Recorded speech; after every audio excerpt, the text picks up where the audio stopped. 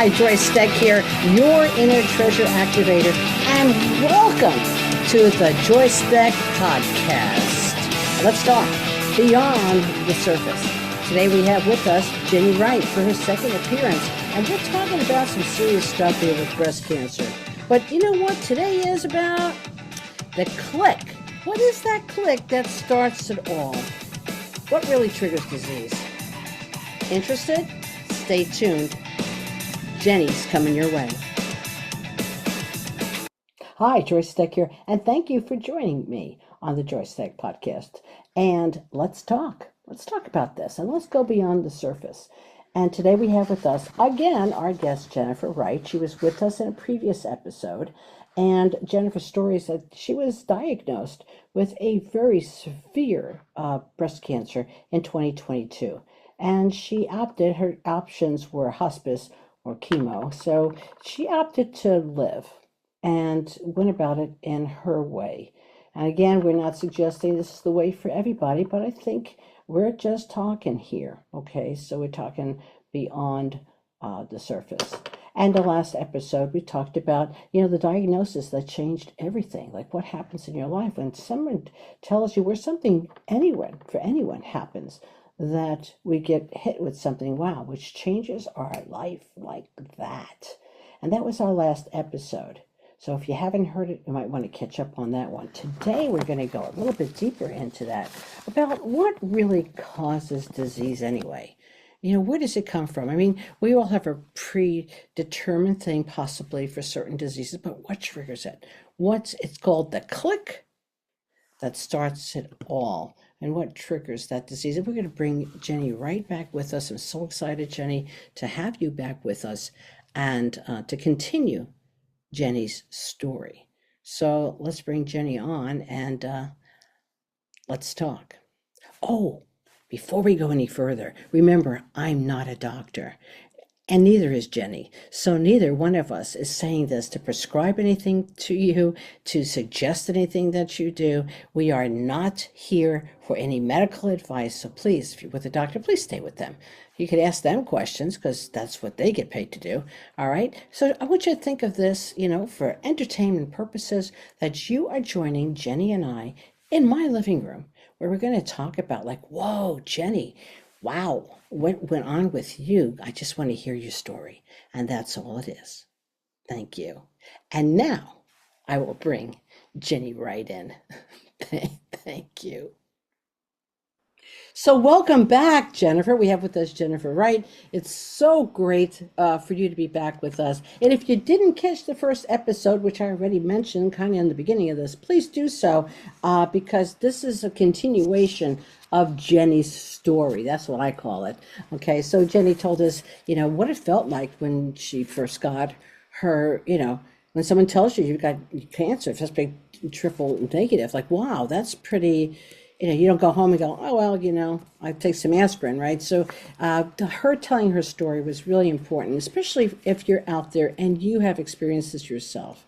So this episode is for anyone who maybe is going through it right now, has gone through it, or some of us have such a big fear, which is another episode, fear that we might get it and how that all affects you. And I think that's going to tie in to today's episode, because today is what is that click that starts it all? What is that little tiny switch that goes off? What really triggers disease in general? Specifically, we'll be talking about cancer. So, if we all carry this potential for disease in our DNA, what is exactly that click on? So, Jenny, I'm going to ask you a lot of questions. I'll ask multi-questions because that's my New York coming out. Is it random? Is it emotional? Is it environmental? Or is it something that's much more intelligent? So, Jenny, welcome back. And what do you think? Let's start this off with a bang. Great. This is a great question to start with. We often think that it's genetics and it's in our DNA. We kind of have that we're being told that. Mm-hmm. But it's really interesting that actually the DNA, like what you can inherit from your genetics, is actually a very small percentage of what cancer really, how cancer starts and what the cause of cancer is. In fact, myself, I had cancer in my family. We did the genetics. I had none, and it's really the case for most genetics. On the other hand, our DNA can carry our trauma, and that's another whole topic that we can kind of uh, move into maybe a little bit later and talk about that trauma. But what we're talking about really is cancer starts at an emotional level. Mm. Um, and and that is where we talk about the stress on the cell that happens when we are under a flight or flight. That stress, and that stress can be in the moment, but for the most people, it's a sustained stress that we carry in our life. And when we look beyond that, what we find in cellular research is that it's really our terrain that really drives that cellular response beyond. So when you have, I'll try to get try not to get too technical here, but when you have stress and it produces stress hormones, norepinephrine and epinephrine, what we have found, especially in breast cancer, that actually blocks the immune system, the actually ability for the immune system to identify what needs to be eliminated when you have a cell that comes in that's not where what we want to be in the body, and so that cell that's been deregulated for any number of reasons, could be the environmental toxins that we have. So that is what happens, that whole sustained stress and that change in that cellular biology, your metabolics of your cell, right down to that's the very beginning of the cell itself, right there. That's when it happens. So it's not an outside invader. But you have an unbelievable background in health science. You also have gone through this yourself and that. So when you're talking about a stress, because stress is a killer, people will hear stress is a killer. And I appreciate that you're going to go even deeper into why stress is a killer. And thank you for telling us about its chemical response, right?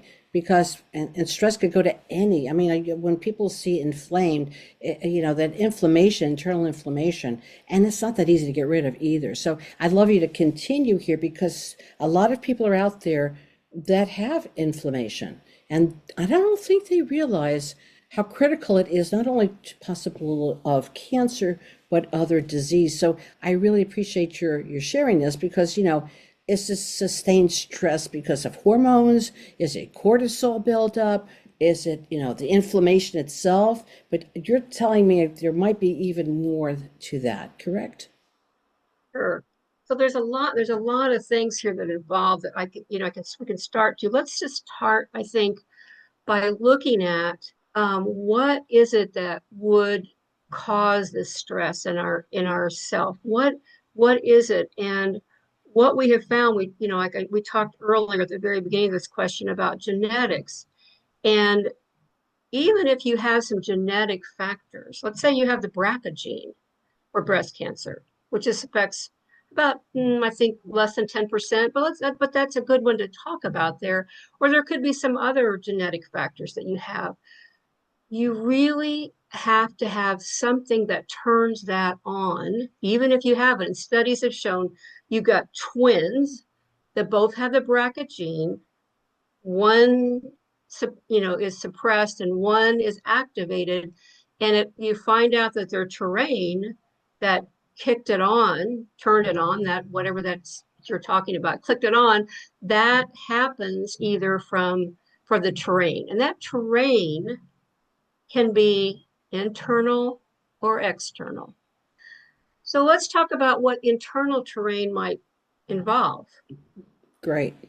Let's talk about, like, last night, I had a really bad dream.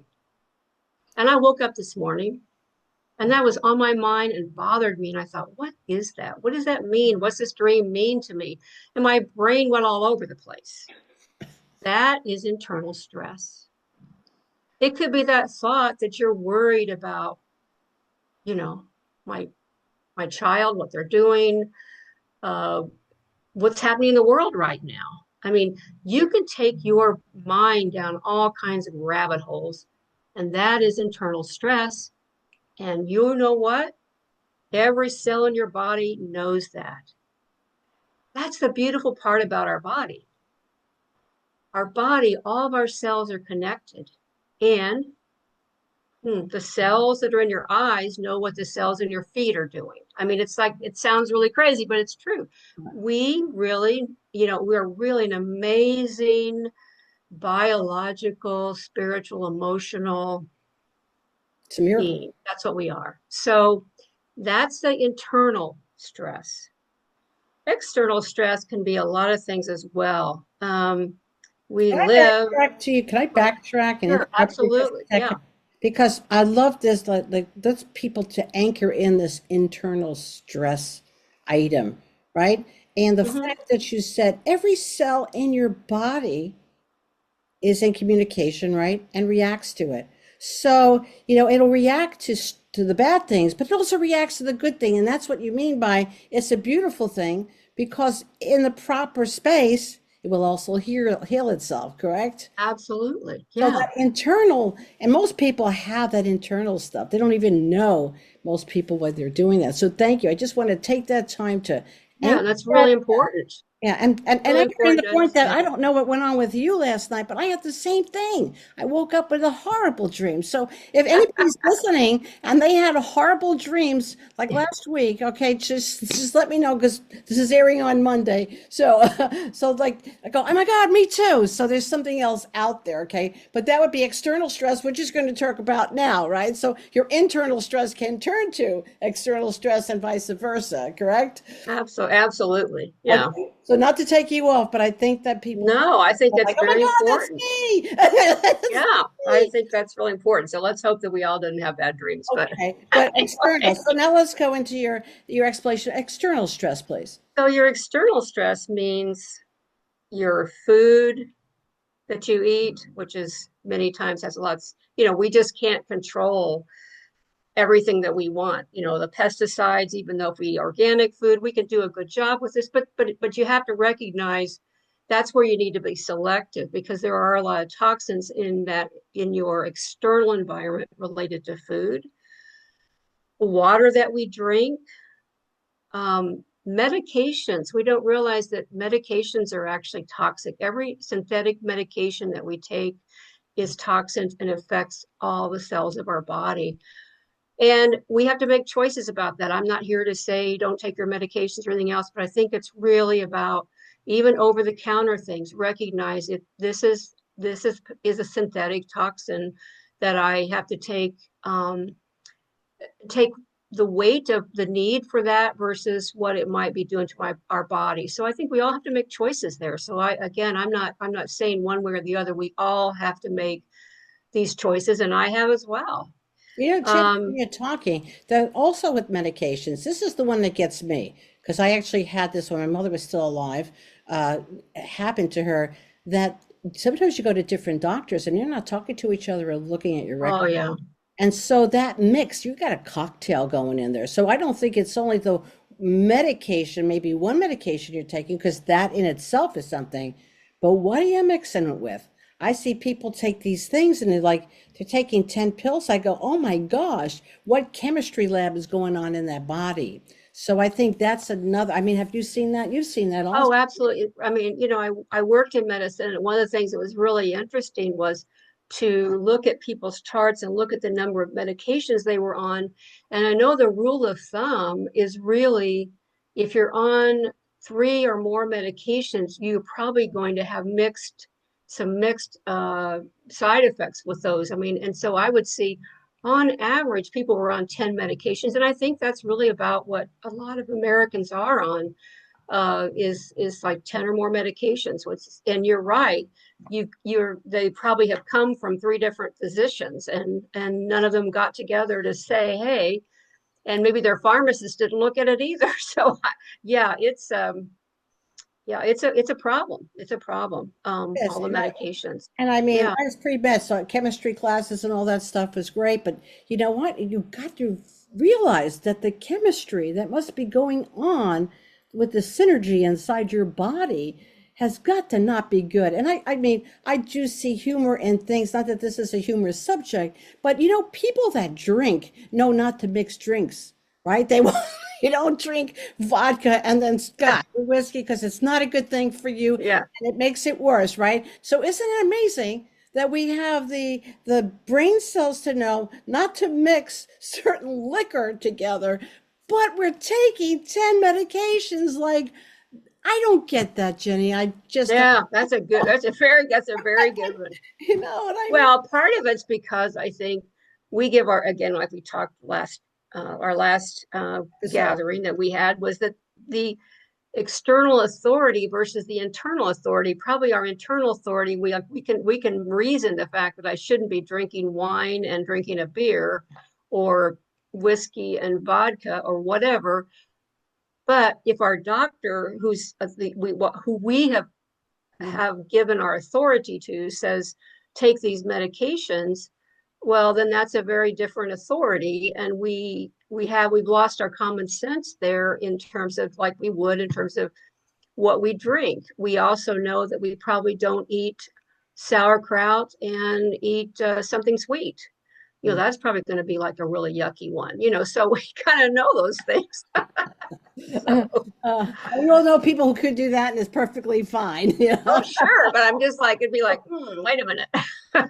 Because of the acids, right? Because your boy, the body that has to digest it. So Hmm. the acids are different for each, or the amount that needs to digest it are totally different. So the body just goes, okay, what do you want me to do with this? It's That's like, right. so I won't do anything. I'll just let it sit there and hopefully it'll ferment on itself, which it normally does, right? So, wow, I know we're a little off topic here, but we're not, because No. all this thinking, all this, and I love what you just said, the belief in external, like they know better than I know what's for me, or not asking your question, like, hey, another doctor gave me this. Can you tell me how this is going to react with that? Why don't we speak up for ourselves when we go to a physician?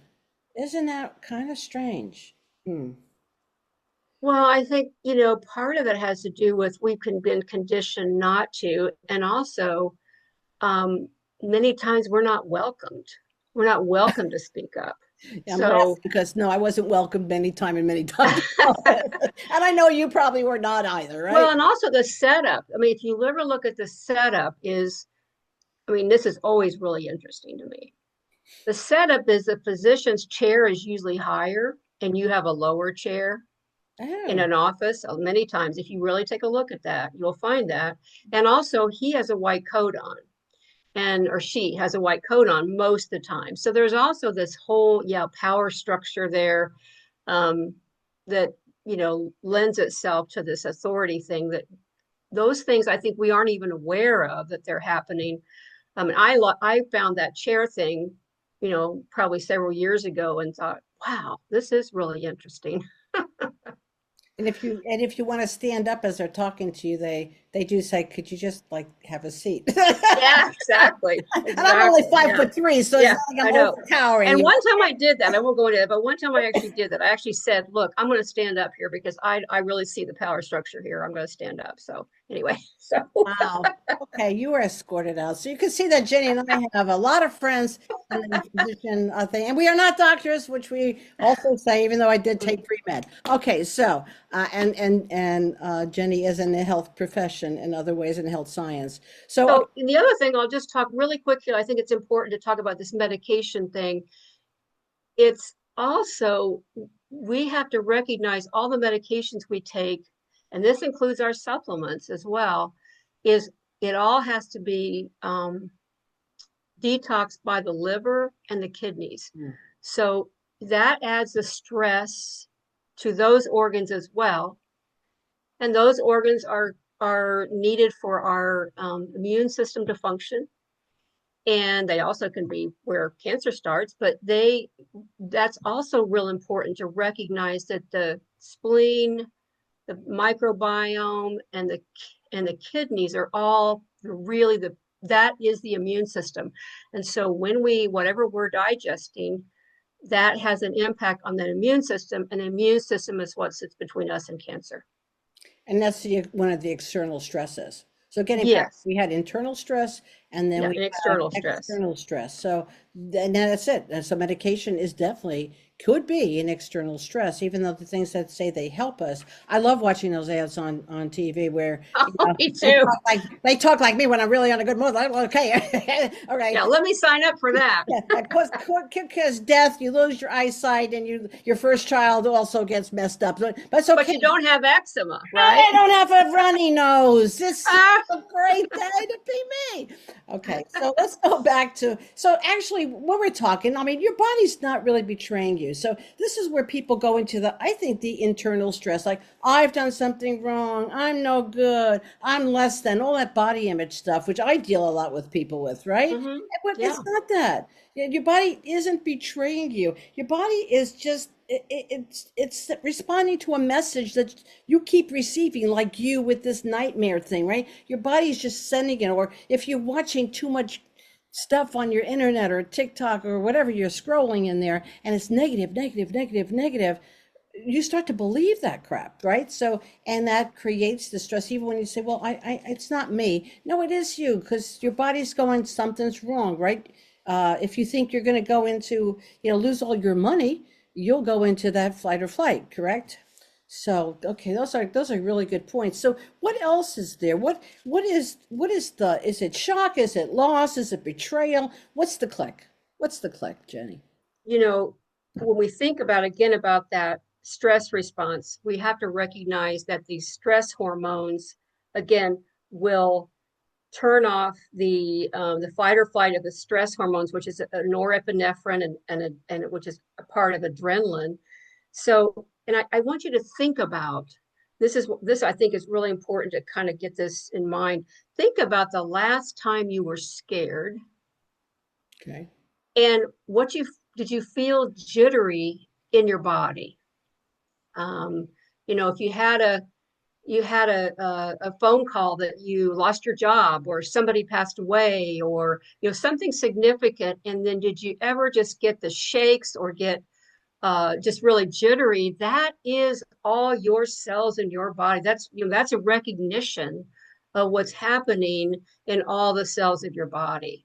Wow. So um, so what happens is these threats are, that come in that we have this really decline. We have this break in the immune system. The immune system doesn't recognize what's happening in this changes in your cellular structure when these happen. Then you add in these toxins, these external things we were talking about, and that together really is what starts cancer. And everyone's is different. Hmm. Everybody's situation's different, but the emotional stress that starts it off is the same really for everyone. And then it's all the other factors that can add to that. And it could be like, like we were saying, it could be you've been exposed to heavy metals, our Wi-Fi that we're exposed to, synthetics in our clothing. There's just so many different factors. But at the bottom of the barrel here is, or at the cell, is that emotional fight or flight that we really have to really consider what that is. And I think that that is something that we really haven't paid a lot of attention to in mainstream medicine. We talk about chronic stress, but we really don't Go to link it to really what's going on in turn. We want to always look at, oh, it's some kind of outside invader that's come in. And I want to talk really just briefly here about this is Dr. Moretz in a book called Cancer is Not a Disease, as well as Dr. Hamner in New German Medicine, talk about that unresolved conflict is most likely the cause of all diseases. oh, The body uses the stress response to cope with the traumatizing effect of conflict. And that's really what's in the literature. Dr. Hamner, New German Medicine, he's got books, he's got videos, he's an amazing, amazing man, has done CT scans where he actually shows circles that in the brain Mhm. that actually identify these conflicts with people that have cancer. That's And what he found is he did mm, 2,500 studies in Europe, and he found that as their conflicts resolved, these circular patterns resolved.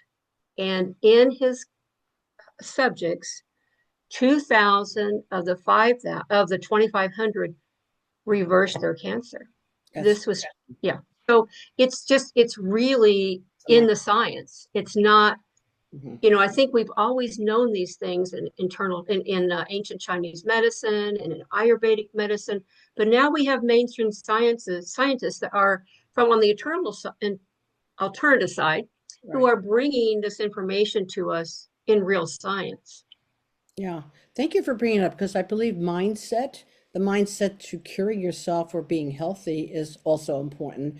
And when Oh, yeah. we're talking, there's so many things because, people go like, well, I don't have the, real or imagined. We can have, you know, a reality, real or imagined. If you imagine that someone is going to come and hurt you, or it actually someone comes and hurts you, it registers the same way in your brain. So Yes, it that's why I does. always go say, perceived or real, perceived or real. It doesn't matter. The body doesn't know. It just goes, you told me that you're scared. It doesn't really check. It doesn't go for, what is it, Snopes or somewhere for a fact check, right? It just goes, No, no, no, I'm you're feeling right. this. And this idea of unresolved conflict, when I think of so many other like spiritual things, and I don't care what your religion is or if you believe or not, but the bottom line of all of these is like be at peace with yourself and others, right? Treat other because you don't have conflict. Because we can have unresolved conflict in ourself and our own. Yes, We talked about the medications; those can right. cause unresolved conflict. But how many people are still holding on to something? And that's what I'm going to get into my next question for you of if you are aware of how many of these things like post-traumatic stress. Post-traumatic stress, and people go, oh, like you have to be in war to get that. No, I tell you what, I work with people all the time, which I know you know. How many people have not experienced some trauma in their life? And if you don't believe it, I think just being born, I think I said this last time, Yeah, coming down that hatch, I'm sure that was pretty traumatic. But how many people in life go through life without having a piece of trauma? And I think it's that. I mean, I went through a divorce and after 36 years of marriage, I mean, and with other things involved, like, mental illness, when not mine, but with my hmm, husband, my ex-husband, and I mean the stress that led to that and that area and all the other money issues that people, I mean, it's not just one that creates stress for a very long period of time. And that's some of the stuff I think that I'm going to ask you because I'm sure that there is something like if you've held on to this, longer, because we're all going to experience stress. But if we have it and then we can get rid of it or we do other stuff, like keep ourselves in that, somewhat healthy mode, right? Um, but how many of us still are carrying, stress from, the divorce, somebody could have died and you haven't resolved that yet, or money issues. A lot of people have money issues, right?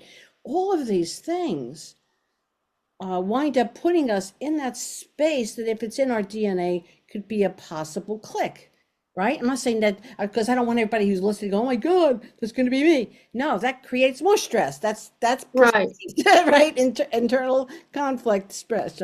So how do we, so this is the thing about let's talk about this beyond the surface. Like, how do we talk about that without going further into saying, is that me? Without saying like what, there are things that you can do to relieve your stress. That's why people say you don't, a lot of people go, you don't want stress, but they never tell you, how to get out of it, or what is internal conflict, how can I work with it? Because I think if I ask you that click, we say like there's that click, that one point. I don't think it's the one point does happen, but I think it's all these things leading Yeah, up to it, that if and I think this is what our talk is about, and that's what yes, listeners want to know, that look, if there is a progression of stuff and it's this, and that, before it gets to the click, you Yes, can do something about it. right. It's the straw that broke the camel's back kind of, Thank you. thing for sure. And yet I will not disagree that people could have like a really sustaining, like a shock of, let's say, the death of their child or Oh, something like that, that could set something really off that's real, that also becomes a sustained stressor in itself, that one thing. But I think for most people, like you said, it is a common culmination of a lot of things. And I think that one of the things for me that I learned was it actually, when we talk about all these body things, right? hmm And we hold it in our body, movement is probably one of the best ways to get it out. I mean, I used to think, okay, it's about meditating or whatever, and there's nothing wrong with that. And I do take part in that. However, I learned about movement. And so, my daughter's works a really stressful job. And I say to her, please, at the end of your workday, throw on 5 minutes of whatever music you love and dance your ass off. hmm I say, you just, and move it, hmm move it, move it, move it, and have fun at it, and then just go on and finish the rest of your day, whatever you're going to do, but get rid of it, move it. And I think that's something we haven't been taught to do, and it's something I learned on this journey to do that. And I think that because I think that there is no way that we can really fully live our lives with having stress. I mean, who wants to live a dull Yeah. life in a little cage or something? I don't know, but I want to live a full life, and I do live a full life. Mhm. And it's stressful sometimes. It's really stressful living that life, but you know what, I just have to know how to deal with it. Correct. Yeah. I mean, there's no way you're going to go outside. Going to the grocery store could be stressful. I mean, if you're Sure. like me and I don't like to cook, so that's stressful. Okay, like, what do you mean I got to do something with this stuff here? But Right. and it does, and it's a cumulative thing. I mean, my own life. So like, when I was 40, I actually on my 40th year, I had everything, and I would wake up going like, well, it can't get any worse than this, because I'm usually pretty positive. Can't get any worse than that. Let's find a solution. There's a solution to everything. That's my way of life, right?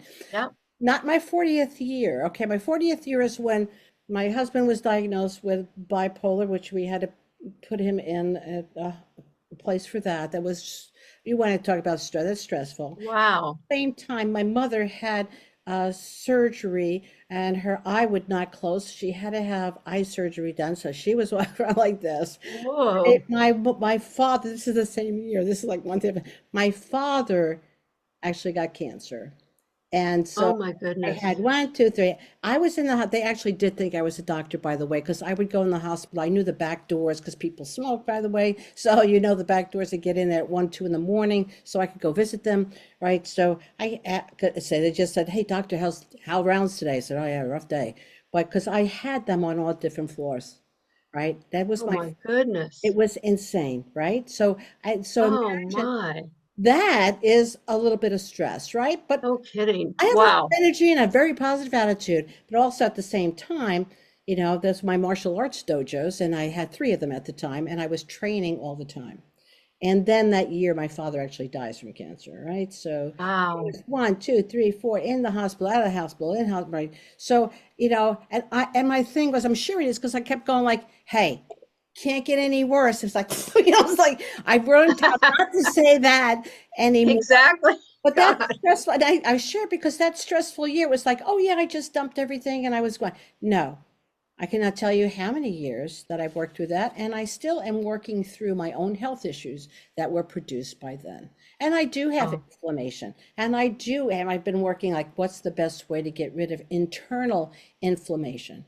But I tell you what, that training, and it was one day after my father died, I trained for 9 hours straight. Now, did I know that was a problem? Probably. Didn't stop to go to bed, nothing. I mean, I was just in one zone, but I physically needed to, that's what kind of saved me in a way, if that makes sense. wow. I knew it was like excessively ridiculous, but I went excessively ridiculous physically. I'm not suggesting anybody ever do that, by the way.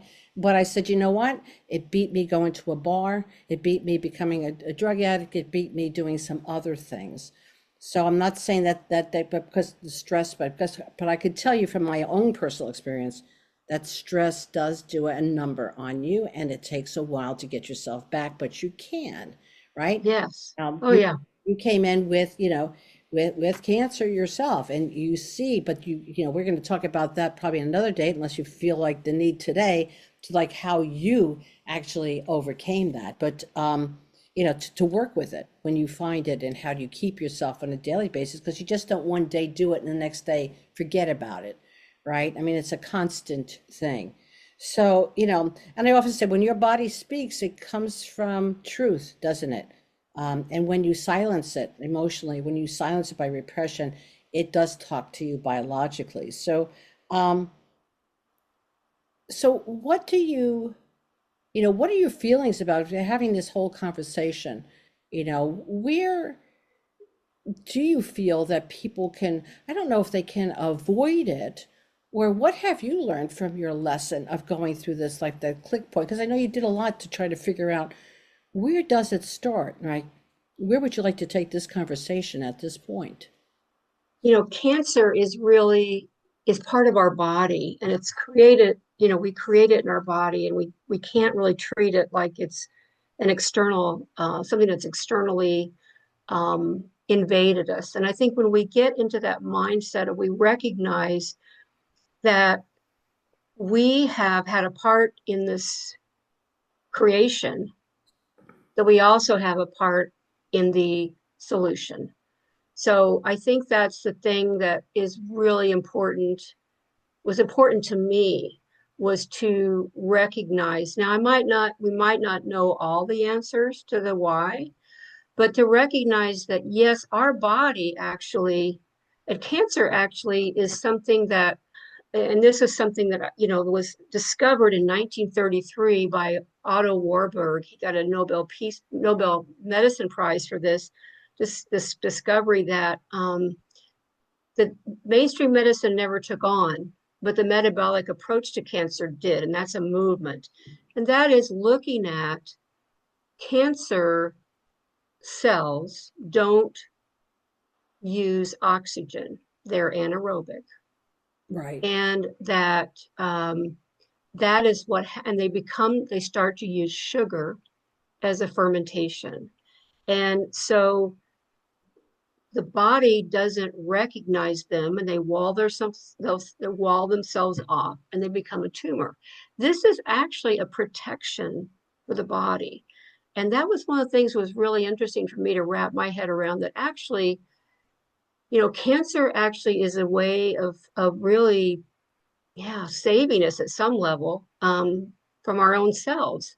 And a tumor is just a reminder of that. So I think it's more like, that whole idea that, again, about internal stress when we have a diagnosis of cancer, that yes, it's a panic, and it's really, and we are scared, and mainstream medicine wants us to be scared, and there's every reason to be concerned.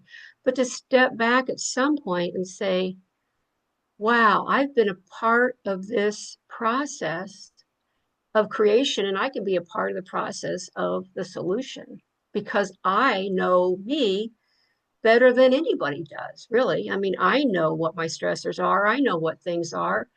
I might need some help in sorting those out. And that's the work that you do, Joyce, and helping people, find what is that? What is that?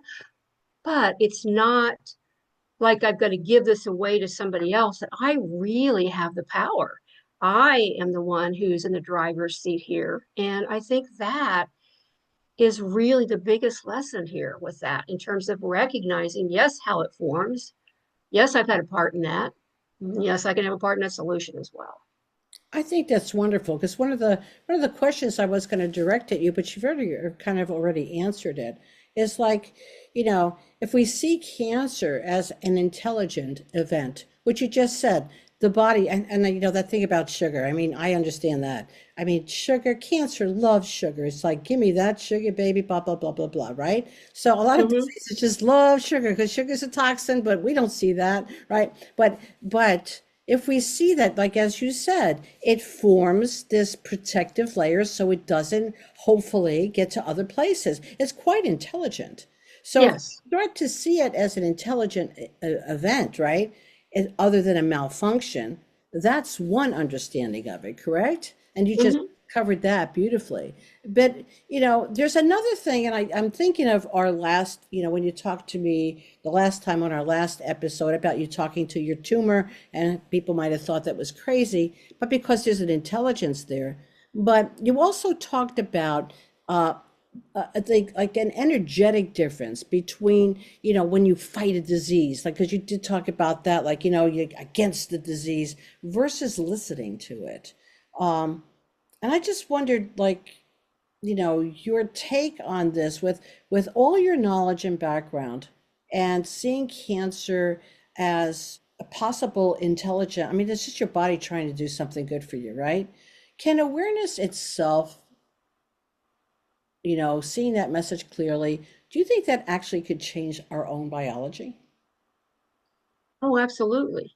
And I want to just kind of back to what you were first talking about, the um, um, what we're really talking about, or I want to talk about probably is our level of consciousness. And if you look at I mean, this is a very interesting book, and you can just find stuff online about David Hawkins.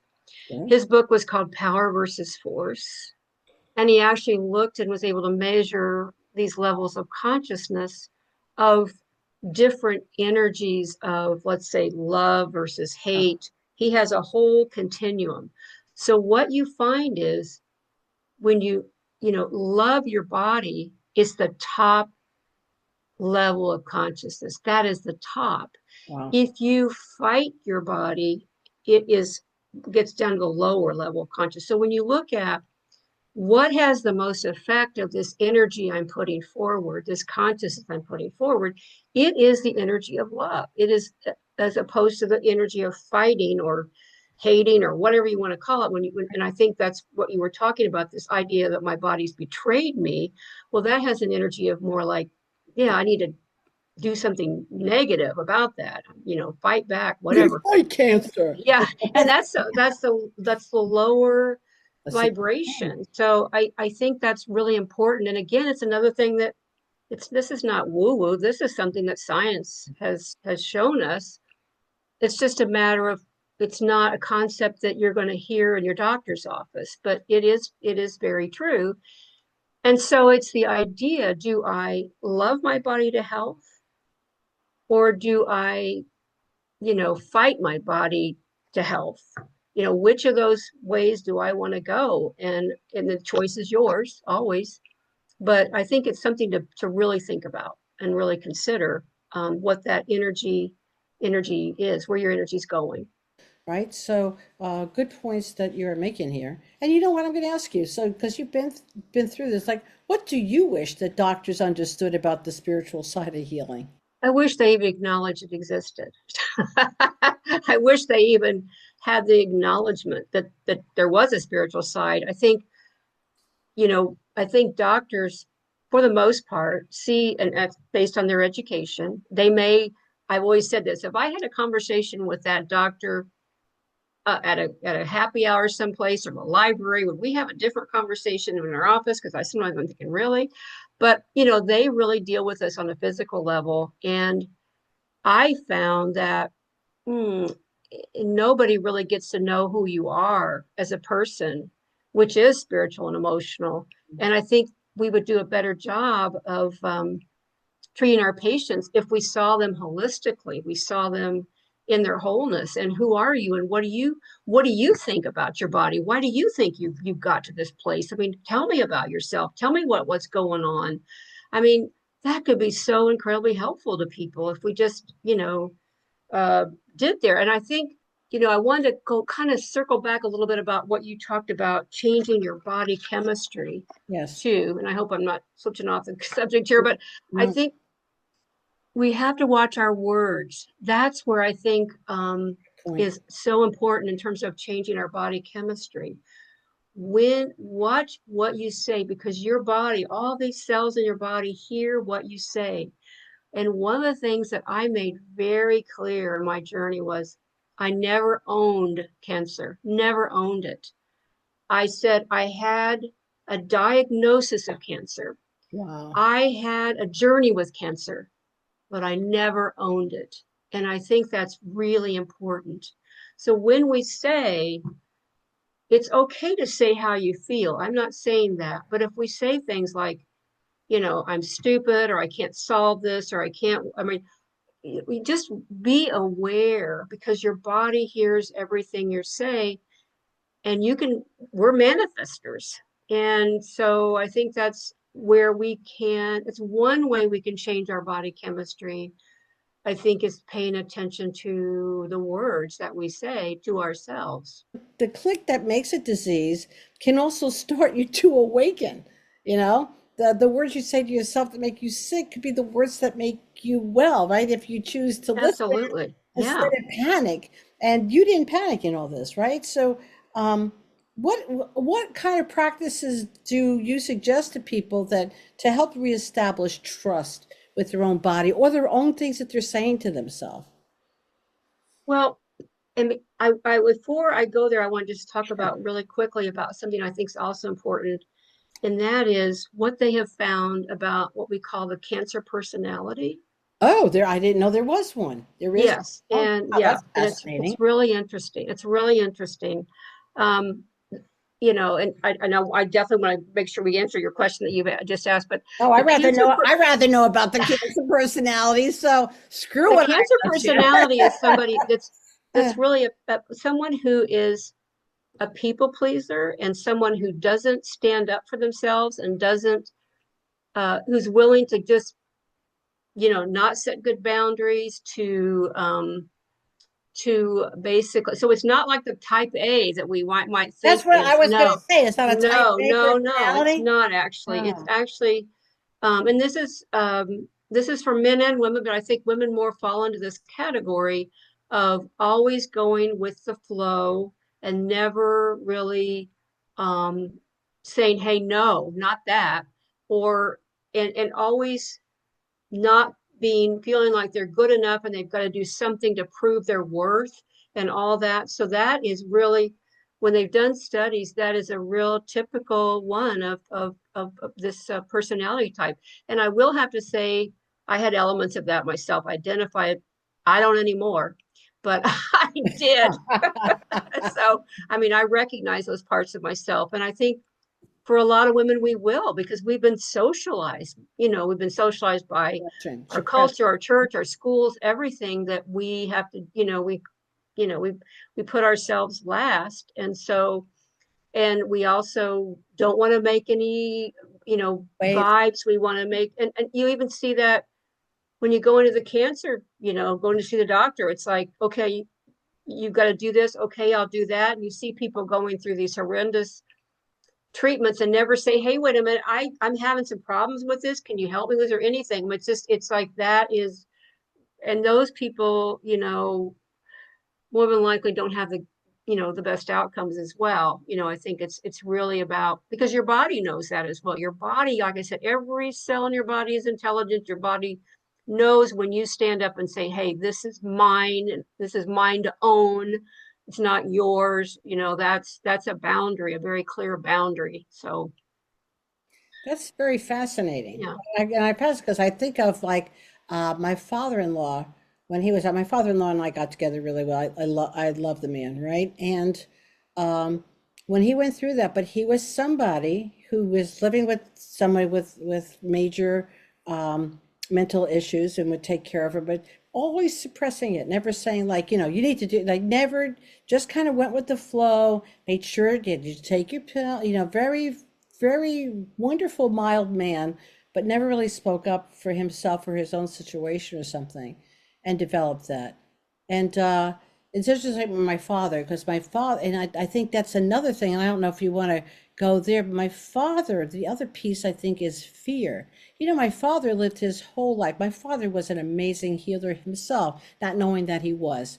He had heart. I mean, he had a heart attack, and they when he came in, they couldn't even get the little small needle in there to put the balloon in, right? The IV. Uh-huh. They couldn't even do that. That's how his heart was that bad, right? The arteries around it. But they didn't do Oh, any kind of surgery, whatever.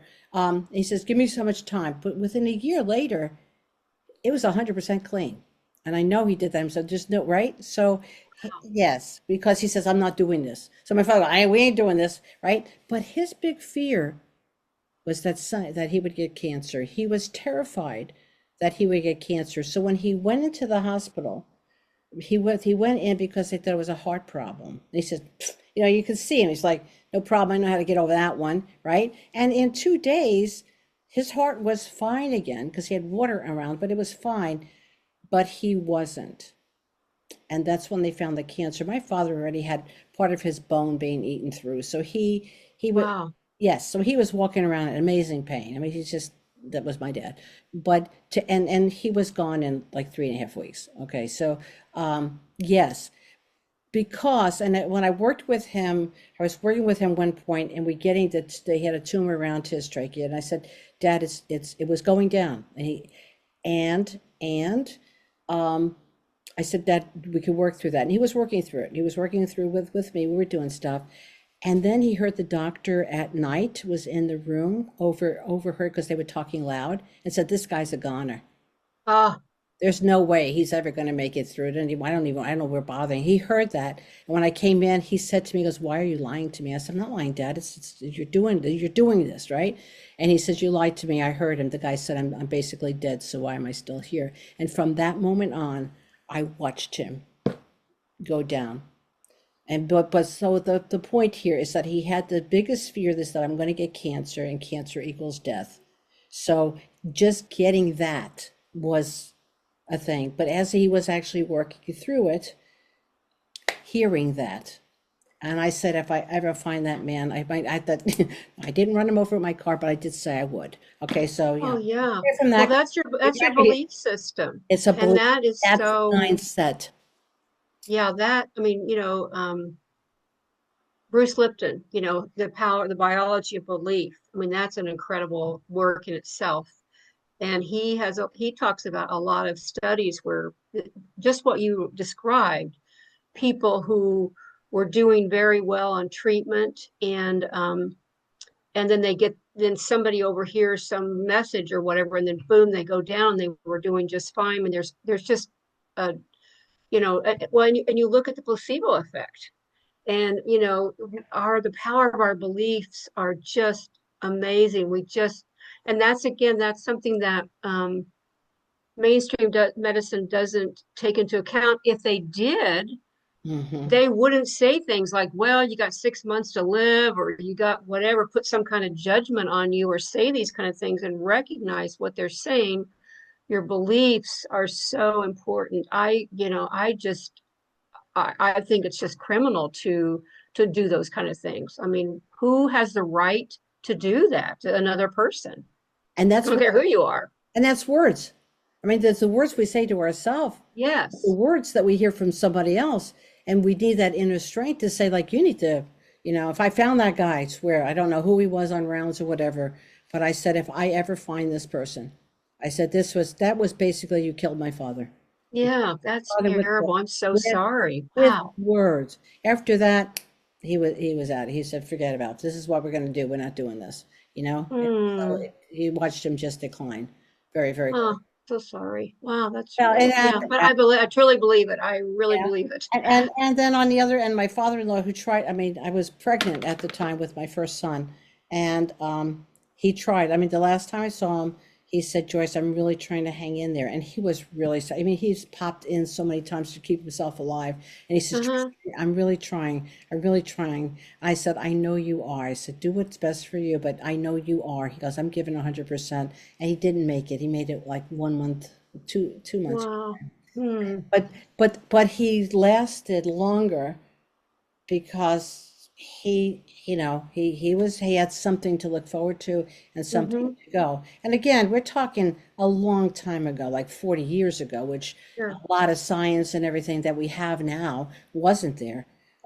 Plus that. So But from we were still human bodies that we are our today, human though. bodies, but it's amazing what our own fears can do or things that we have put in our head. Because how many people have put into their heads, if you get the big C, right? Yes. Might as well just call it a day. You don't even try because you bought into something. Mm-hmm. And I There's a love lot of you being evidence here. about that one. Yeah, for sure. That's, yeah. I love you being here because, okay, you said that. And what you said before to me was very inspiring because you didn't say I'm that. You said, no, I had a journey with it.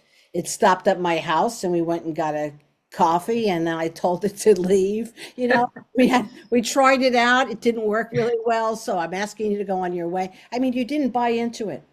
You didn't say, oh, I've got this, so I've got to give it up, or use it as an excuse for something else. No. So thank you, because your C, the big C you have is courage. Oh, thank you. Thing to have. So we really uncovered a lot that probably that cancer isn't really like it's not random. I really don't think, No. oh, you're just gonna pick it up off the street. It's kind of relational to things. Um, and the body's job is to communicate truth. And I say truth because if your body image says that you're not worthy or something else, that's not truth. That's usually a disillusionment or a distortion of something. So I would love people to connect with you, Jenny, and if you're open for that, because Jenny has a lot more.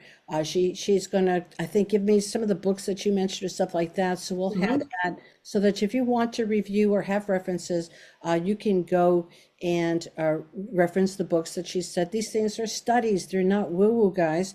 And you're talking to someone who has experienced that. I like to share stories that have happened because they're not out of a book.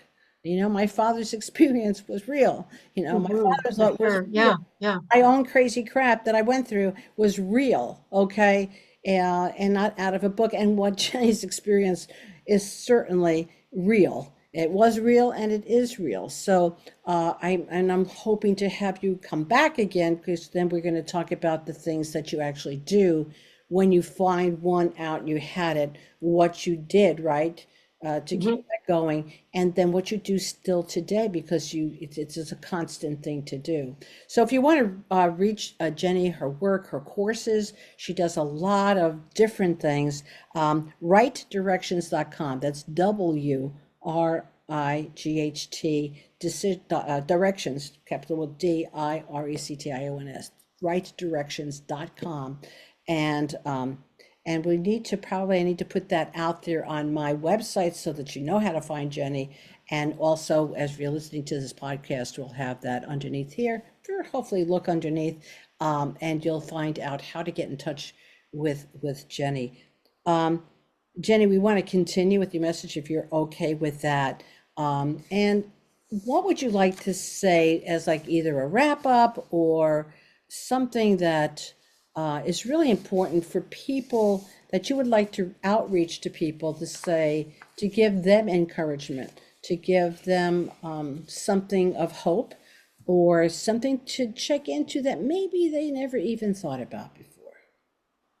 Well, I think that one of the things that I think is really important, and I remind my children of this, they don't always like it because they think I'm kind of woo-woo, but we are all divine beings. We are all divine beings walking around a physical body. And so recognizing the importance of that divineness of ourselves and how special that is, how each one of us is so special. Our are very unique. And that if we can tap into that in our heart center, I just think that is one of the most important messages that you can have to, yeah, come from your heart, don't come from your head, really kind of anchor in that heart space and, yeah, recognize your own divinity. Wow, thank you. Because love does conquer all things, does it not? Yes. Hmm. Love yourself, right? Love yourself. Yes, love yourself. Yeah. Because you're a beautiful being. You're Hmm. beautiful on all points in your beautiful creation. Jenny, thank you for being with me today. I really appreciate your presence always. And thank you for the share. And if you're listening again, that's Jenny Wright, WRIGHT, and you'll find her at rightdirections.com. Okay, and thank you. And if you need anything from her, give her a message because she's here, she loves, and she's a wonderful human being. So thank you. Thank you for being Thank you, Joyce. all right. And thank you all for listening to the Thank Joyce Stech everybody for being here. podcast. Yes. Let's talk beyond the surface. And thank you for going beyond the surface today. Hi, and thank you for joining me, Joyce Stech, on the Joyce Stech podcast. Let's talk beyond the surface with Jenny Wright. So thank you. Have a blessed day. And remember, it's great to be you, baby.